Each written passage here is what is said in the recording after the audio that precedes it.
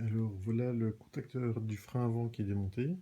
C'est le petit switch qui est ici, qui en fait se place ici en dessous, où on voit d'ailleurs qu'il y a un petit trou juste ici, à la base de mon doigt.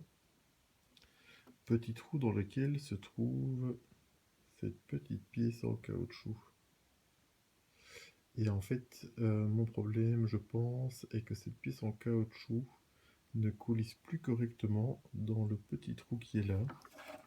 Je pensais au départ que c'était le contacteur qui était défectueux, ce contacteur-ci, mais quand la manette de frein en fait n'est pas utilisée, le contacteur est appuyé et donc on peut voir sur la porte du garage avant que le frein arrière, le phare arrière de frein n'est pas allumé et qu'en fait on presse la manette de frein, ça en fait libère la petite pièce en caoutchouc que je vous ai montré et ça permet au contacteur de repousser et de relâcher ici le petit interrupteur, ce qui a pour effet d'allumer le feu.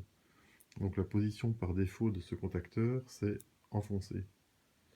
Donc je pense ici que je vais simplement essayer en mettant un peu de WD-40 légèrement ici pour aider un peu cette petite pièce en caoutchouc à coulisser à son aise dans ce trou et j'espère que ça va fonctionner. Ça m'évitera de devoir racheter un petit contacteur comme ceci.